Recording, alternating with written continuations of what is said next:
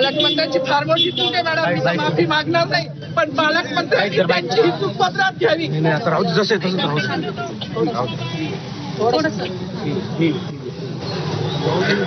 मला मीडियाशी घेणं नाही मॅडम, मला सस्पेंड केलं, मी माणूसच्या गाड्या उपसतील, मी माती काम करेन, म्हणजे बाबासाहेबांची ओळख पुसून येणार नाही, मला सस्पेंड करायचं करू शकता मॅडम. बाबासाहेबाला संपवायचं काम करायचं नाही.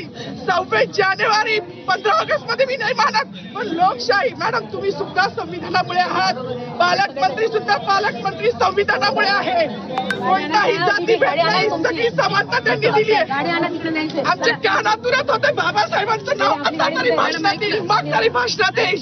ज्या लोक संविधानाला लोकशाहीला कारणीभूत आहेत, त्यांची नावं वारंवार घेतली गेली, मग जो संविधानाला कारणीभूत आहे तो प्रजासत्ताक दिनाचा जो मानकरी आहे त्याचं नाव भाषणात का नाही.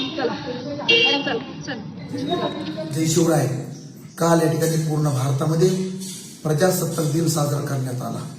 या प्रजासत्ताक दिनाच्या निमित्त या ठिकाणी गिरीश महाजन हे नाशिक जिल्ह्याचे पालकमंत्री, भारतीय जनता पार्टीचे नेते, त्या जिल्ह्याचे पालकमंत्री यांनी ध्वजारोहण करत असताना भारतरत्न डॉक्टर बाबासाहेब आंबेडकर यांचा नामोल्लेख न करता भाषण केलं.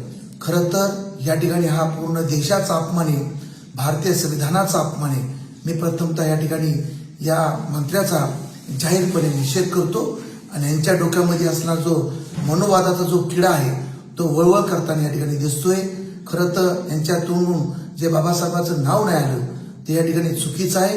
काल परवा दिवशीच या ठिकाणी कोश्यारीला या ठिकाणी राज्यपाल होते महाराष्ट्राचे, त्यांना बी त्या ठिकाणी छत्रपती शिवाजी महाराज, महात्मा ज्योतिबा फुले यांना या ठिकाणी त्यांनी बदनाम केलं, नावं ठेवली, त्यांचा अपमान केला.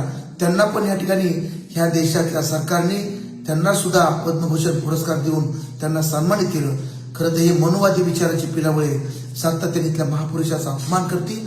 मी पुन्हा एकदा अशा महापुरुषाचा अपमान करणाऱ्या मंत्र्याला, त्याचबरोबर पुढाऱ्याला या ठिकाणी जनतेने ठिचून काढलं पाहिजे, ह्यांना पाय उतार केला पाहिजे.